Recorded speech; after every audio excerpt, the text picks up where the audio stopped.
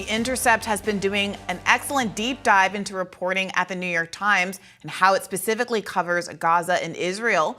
In its latest salvo, The Intercept revealed a newly leaked memo from the Times, which it says told the staff to avoid words such as genocide, ethnic cleansing, and occupied territory when reporting on Israel's war in Gaza. The Intercept reported that the memo also tells reporters to steer clear of the word Palestine, quote, except in very rare cases. This new reporting comes from The Intercept's D.C. bureau chief, Ryan Grimm, and editor-at-large, Jeremy Scahill. Scahill has published a great deal of reporting on the Israel-Hamas war, as well as the New York Times coverage of October 7th, including the outlet's claims alleging that sexual violence took place on that day. He joins us now to discuss the recently leaked New York Times memo. Thanks for joining our show. Great to be with you guys again. Great to have you. Yeah, this is a really fascinating report you put together here on the sort of editorial guidance, the language suggested by top editors, standards editors at the New York Times, that seems to me to really want to avoid any descriptive language, putting its thumbs on the scale of one side of this conflict. What do you say? Well, what we're hearing from staffers from within the New York Times newsroom is that this memo, on the surface, it might look like, the standard style memos and style guides that are common among news organizations, particularly in the United States. But that if you actually understand the history of the Israel war against the people of Palestine, then you start to understand that it basically is an argument to embrace Israel's narrative at all expense. And what they point to in the memo is, for instance, the use of the word genocide. It's not just that they don't want their reporters saying Israel is engaged in genocidal action. There are very few news outlets in the United States that are going to permit that. But they even restrict the use of the word genocide by people that they're interviewing. And the same goes for ethnic cleansing, to push back and ask for specifics. And they say that genocide has a very specific legal definition. So it's also in the case of people that they're interviewing. But perhaps most stunning to people who followed Israel-Palestine is that they also try to encourage their reporters not to use the term occupied territories, despite the fact that the United Nations and international law is very clear that these are occupied territories, and to not even use the word Palestine unless it's in the context of discussions at the United Nations about Palestinian statehood. And one of the other things that the guidance, this style memo says, is that, incendiary or emotive language, like massacre or carnage or atrocity, that they should try to shy away from those. But The Intercept has done analyses on the use of those very terms by the New York Times and other news outlets, and shown quite clearly that the New York Times has no problem using those words when describing violence committed by Palestinians, but almost never when describing violence committed by Israelis, even when they are deliberately attacking civilians or civilian infrastructure. Yeah, and that's what really raised my eyebrows the most when I read your story was, which you point out, the guidance against having people they're interviewing using this language additionally. I can understand why, wanting to keep the actual news reporting as free of description as possible can maybe be a laudable goal. But then if you have a human rights scholar or an Israel spokesperson or whoever it is, and they're going to characterize it using stronger language, that seems like pretty standard practice. And here they are specifically saying to avoid that. Right. And Robbie, as you and Bree both know, because you cover this and you've been reporting on it yourselves, the New York Times has widely been ridiculed for the sorts of headlines that they deploy when Palestinians are killed. And they, you often have to wonder, well, who fired that, that missile from a drone that killed the Palestinians, or who was it that, shot and executed all of these people?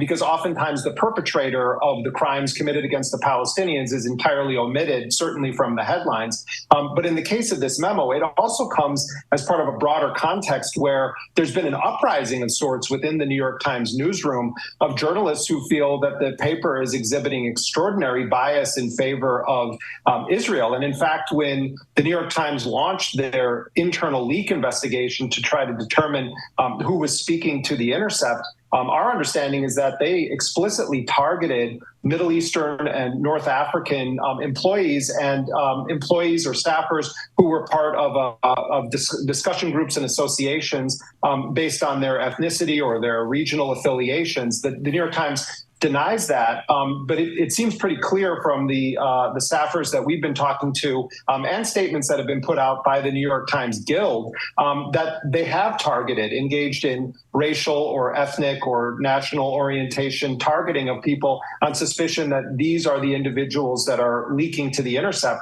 And at the heart of this story is not just the broader Gaza coverage, but also specifically the marquee story called Screams Without Words, which the top byline on that was the Pulitzer Prize-winning Bigfoot reporter Jeffrey Gettleman, but it also included an Israeli filmmaker with no real journalistic background named Anat Schwartz, and then another very, very young former food blogger named Adam Sella. This is one of the most incendiary pieces of journalism that has been produced since October 7th and is viewed as the gold standard by people who propagate Israel's narrative that Hamas went into Gaza with a premeditated plan to commit rape and sexual violence in a systematic manner. And that piece has just been completely dismantled by independent media outlets and others. You know, the Intercept has reported on it, so has Electronic Intifada, Gray Zone, Hondo Weiss. The journalist Layla Al-Aryan had written to the New York Times days after that piece came out, pointing out inconsistencies. And the most recent thing that happened is we did a story saying that one of the incidents in the Screams Without Words story that the New York Times published involved an allegation that two teenage girls had been raped and murdered by Hamas, and it was based on one source, a Israeli Special Forces paramedic who said that he discovered the bodies of the girls at Kibbutz Be'eri, and one of them had semen smeared on her back. We interviewed the spokesperson for that kibbutz who said, this is false. Family members of those girls, including their grandparents, have said, it's a horrible thing to have to say, but they were just murdered. They weren't sexually assaulted. We went back to the New York Times and asked them about that. They said, we stand by the reporting. And then a couple of weeks ago, the New York Times itself is shown video in Israel that was filmed by an Israeli soldier who was the one who discovered those girls. And it totally gives lie to the narrative that was promoted in the New York Times that these girls were sexually assaulted. It was one of only a handful of specific cases that the Times had reported on. And instead of issuing a correction, even after the New York Times reported on the existence of this video and that their Jerusalem bureau chief had seen the video, they refused to issue a proper correction. They did what we call in journalism a quiet internal update to their story. And in fact, last Friday, that story was part of a package that received the George Polk Award, a prestigious journalism award. Interestingly, according to our sources, the poster that was created in honor of that did not include any representation of Screams Without Words. And Jeffrey Gettleman, the most famous reporter on it, was not at the award ceremony. Jeremy, I don't want to skip past really the volume of words that are implicated by this memo, around which there is a very specific advice that really does go quite a far way to shaping the character of the stories that are getting reported on. You mentioned the discussion around the word genocide and the failure to talk about ethnic cleansing. Can you speak to the advice around the word terrorism that you write about in your piece, and also maybe get a little bit more into the broader geopolitical implications of asking people to avoid the word Palestine or Palestinian in headlines and in stories both?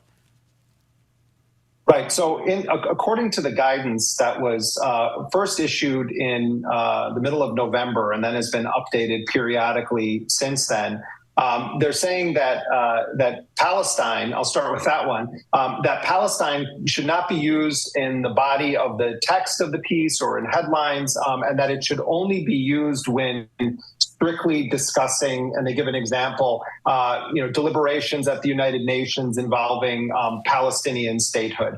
This is a total erasure of the fact that there historically was a Palestine, that there are Palestinians, that this is Palestinian land, and that Palestine should be an independent nation, and that it's because the United States and Israel and a handful of other countries are blocking it, that is not universally accepted. But this really indicates a total deference to Israel's narrative. The refugee camps issue is also another one, Bree, that I think really bears scrutiny. The United Nations has long, for decades, since the Nakba in 1948, established UNRWA, a UN agency that has purview over these displaced Palestinians who were forcibly expelled from their homes. And there are multiple internationally recognized refugee camps inside of Gaza where hundreds of thousands of Palestinians live awaiting their right of return. For the New York Times to say we should not refer to these as refugee camps, but to sort of describe them as crowded neighborhoods and, if necessary, refer to that history of why they had been referred to or labeled refugee camps, that can be acceptable in some cases. This is an attempt to whitewash the fact that Israel has systematically bombed and attacked refugee camps within Gaza itself. This is really indicative of the kind of reporting that we've been seeing from the New York Times and where it comes from. I don't think anyone who follows this was shocked or, clutching their pearls at what they had seen. I think a lot of people understood that this was the basic gist of the New York Times policy, but to see it spelled out in this manner, I think is very important. And I really am appreciative of the voices from within the New York Times newsroom who are actually blowing the whistle about matters of extraordinary public interest. I think that's an important point, because I do think that sometimes in our media criticism, we can be overly broad in talking about the broad political directions or biases of one institution or another. But for whistleblowers, not just in the case of your reporting on this piece, but what we found out about internal discord around the Screams Without Words article, what happened when they tried to do the podcast version of it, and basically the podcast fact checkers were unable to substantiate the story, is a significant part of why we know there was so much internal discord at the New York Times. Have you seen any additional mainstream criticism of this or backlash to these stories as they've been reported, or has there been a kind of a circling of the wagons among the mainstream press? No, there's been very little criticism from other newspapers. I mean, the Wall Street Journal has been reporting in recent days on the kerfuffle in the New York Times newsroom and has done a couple of stories this week. But let's not pretend that this is just an issue with the New York Times. This is also an issue with other major newspapers and media outlets. And in fact, just to give one example, Bree, the New York Times, which is very conservative in crediting other news outlets when they break stories or they report something first, was very fast to point out that CNN and the Associated Press and other major U.S. news organizations had also used the testimony of this alleged Israeli paramedic to say that these sexual assaults had occurred at Kibbutz Be'eri. The New York Times put that very high up in their piece, that these other news outlets had also reported on that story based on that source. So I think part of it is that all of them do this. We just happen to be seeing the New York Times style memo. I would imagine these exist in many newsrooms. I should say there's a lot of great reporters at the New York Times. There's a lot of really incredible reporting that has taken place. There are photographers that have been working in Gaza for the New York Times who've done absolutely heroic work. This is not to paint all of the journalists with a broad brush. Clearly, there are journalists of conscience there. It's that on an institutional level, it is very clear that the New York Times has an agenda of deferring to the Israeli and American narratives almost always. Jeremy Scahill of The Intercept, thank you so much for joining us. Thank you both.